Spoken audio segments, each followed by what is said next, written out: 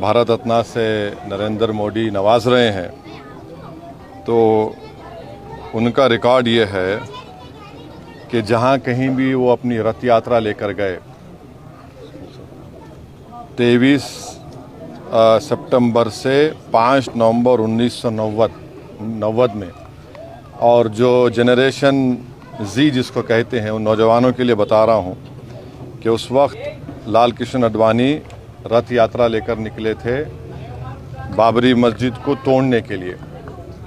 तो ये रथ यात्रा गई 23 सितंबर से 5 नवंबर 1990 तक।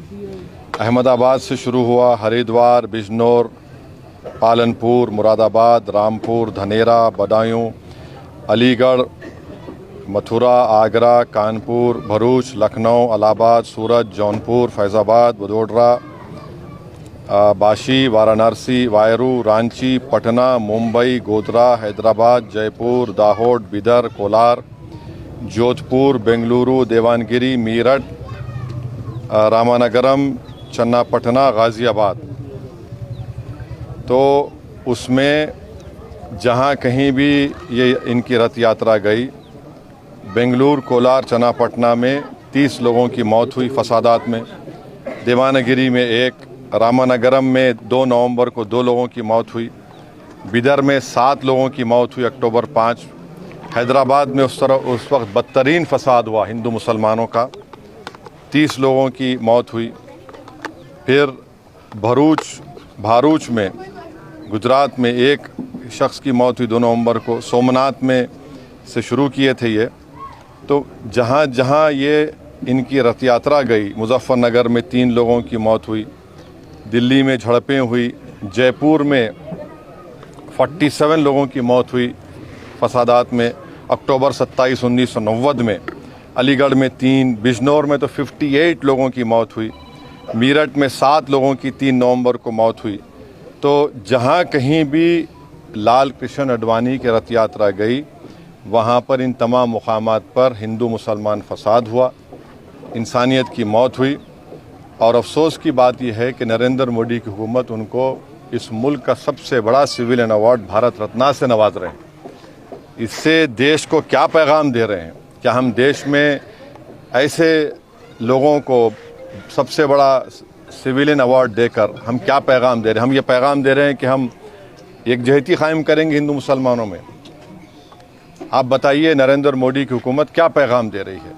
और इससे बढ़कर लाल कृष्ण आडवाणी जब पाकिस्तान गए थे तो मोहम्मद अली जिन्ना की खबर पर जाकर उन्होंने जिन्ना की तारीफ में कलेमात लिखे थे।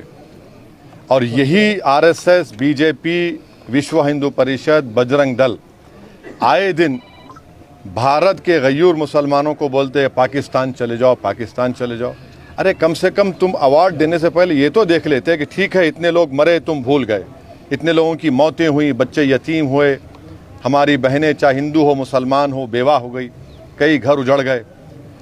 जो शख्स पाकिस्तान जाकर मोहम्मद अली जिन्ना जो इस मुल्क की पार्टीशन का जिम्मेदार है, आप उसकी तारीफ में कलेमात लिखता है।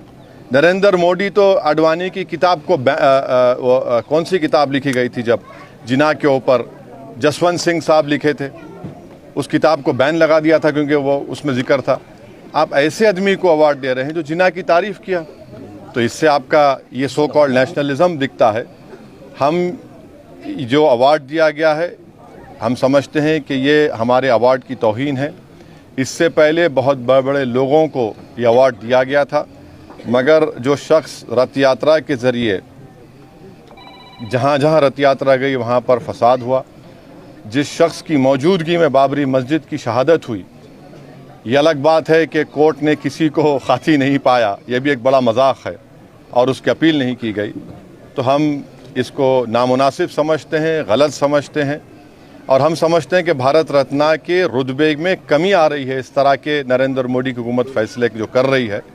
इसलिए हम ये इस बात को ख़तई नहीं मान सकते कि ऐसे शख्स को आप अवार्ड दे रहे हैं जो भारत में हिंदू मुस्लिम फसादात हुए और उनकी मौजूदगी में बाबरी मस्जिद की शहादत हुई। उन जो होम मिनिस्टर थे, 2002 का राइट हुआ, तो हम इसको गलत फ़ैसला मानते हैं।